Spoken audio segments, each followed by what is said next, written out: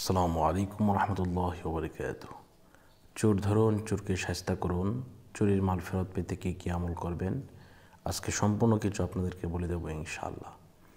আল্লাহ পাক রব্বুল আলামিন পবিত্র কালামুল্লাহ শরীফের মধ্যে ৬,৬৬৬ খানা আয়াত নাজিল করে দিয়েছেন।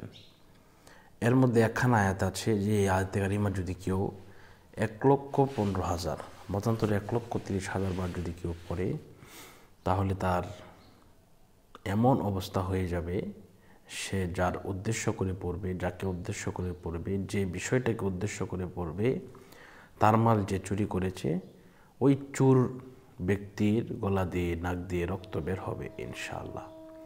তো এটি হচ্ছে আসলে কোরআনের জাদু বা কোরআনের মুআজিজা।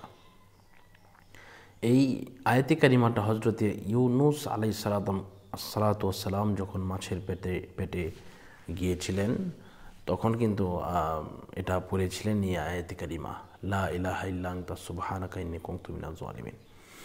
তো এখন আসুন এটি আমরা কিভাবে পড়ব, কোন কায়দাতে পড়ব, কীভাবে পড়লে আমরা আমাদের বিষয়টা বুঝতে পারবো। তো বিষয়টা হচ্ছে, প্রথমে আপনাকে ওযু করতে হবে। আপনার ফ্যামিলিতে লোক বেশি যদি থাকে তাহলে আপনারা এটা ফ্যামিলির লোকদেরকে নিয়ে পড়তে পারেন।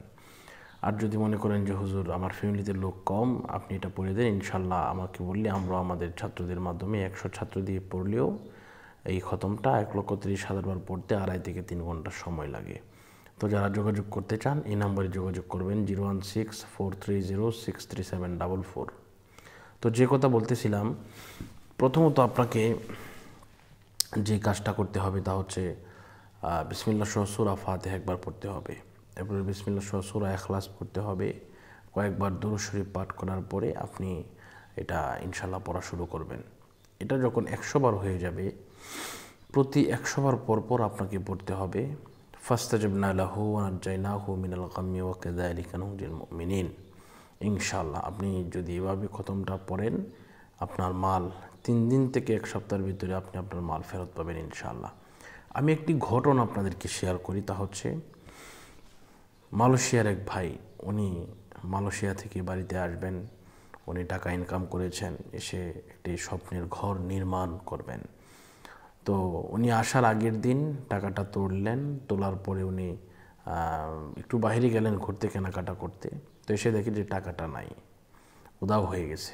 তো উনি ইন্টারনেটের মাধ্যমে আলহামদুলিল্লাহ, আল্লাহর কসম, আমাকে ফোন দিলেন, আমি এটা পড়িয়ে দিলাম। তো আসলে বিষয়টা হচ্ছে, আমরা হচ্ছে ওসিলা, দেওয়ার মালিক আল্লাহ, এটা বিশ্বাস করতে হবে। তো পড়িয়ে দিলাম, উনি সাথে সাথে টাকাটা পেলেন। আল্লাহ পাক সকলের মনের আশা কবুল করুন, পূরণ করুন। বিদায় নিচ্ছি। আসসালামু আলাইকুম রহমতুল্লাহ।